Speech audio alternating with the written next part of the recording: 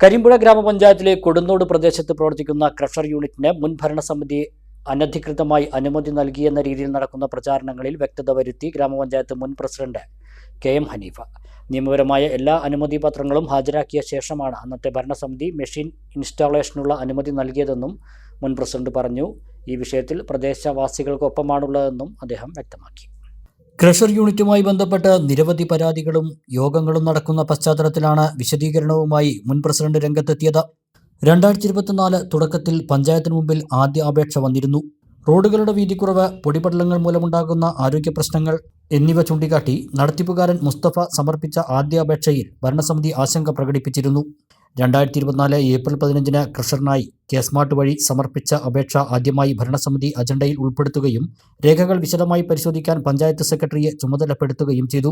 വകുപ്പുതല അനുമതികൾക്കായി വോൾട്ടേജ് പ്രശ്നങ്ങൾ ചൂണ്ടിക്കാട്ടിയപ്പോൾ KSEBയിൽ നിന്നുള്ള കത്തും മലിനീകരണ ഭീഷണിയെക്കുറിച്ച് ആശങ്ക ഉന്നയിച്ചപ്പോൾ മലിനീകരണ നിയന്ത്രണ ബോർഡിന്റെ NOCയും അപേക്ഷകർ ഹാജരാക്കി.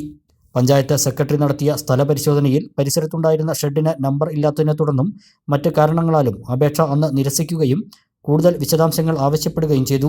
വീണ്ടും തള്ളിയ അപേക്ഷ 26/6/2025 ഉടമയായ ഷംസീറ പാറയ്ക്കലിന്റെ പേരിൽ സമർപ്പിച്ച അപേക്ഷയിൽ വ്യക്തമായ കാരണങ്ങൾ ചൂണ്ടിക്കാട്ടി ഭരണസമിതി വീണ്ടും അനുമതി നിഷേധിച്ചു.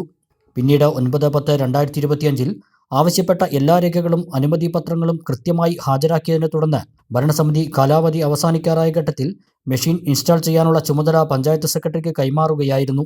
മറ്റ് സർക്കാർ വകുപ്പുകൾ പഴുതടച്ച് അനുമതി നൽകിയ സാഹചര്യത്തിൽ പഞ്ചായത്തിന് മാത്രം അനുമതി നിഷേധിക്കാൻ കഴിയില്ലായിരുന്നുവെന്ന് K.M. ഹനീഫ പറഞ്ഞു. ഇതിന് തയ്യാറായില്ലെങ്കിൽ ഉടമ ഹൈക്കോടതിയെ സമീപിച്ച് പ്രസിഡന്റിനും സെക്രട്ടറിക്കുമെതിരെ നിയമ നടപടികൾ സ്വീകരിക്കാൻ സാധ്യതയുണ്ടായിരുന്നു. വിഷയത്തിൽ പ്രദേശവാസികളുടെ അഭിപ്രായം രൂപീകരിക്കാൻ ശ്രമിച്ചെങ്കിലും അന്ന് അനുകൂലമായ നിലപാടുകൾ ഉയർന്നു വന്നില്ലെന്നും അദ്ദേഹം പറഞ്ഞു. വഴി വന്ന ഒരു അപേക്ഷയാണ് സംസ്ഥാന സർക്കാർ പറയുന്നത് വ്യാപാര സ്ഥാപനങ്ങളെയും വ്യവസായ സ്ഥാപനങ്ങളെയും പ്രോത്സാഹിപ്പിക്കണം, അതിന് തടസ്സം നിൽക്കുന്ന ഒന്നും ചെയ്യരുത് എന്ന് സെക്രട്ടറിയോട് പറഞ്ഞതുകൊണ്ട് സെക്രട്ടറി കൊടുക്കാൻ നിർബന്ധിതയാകാണ്.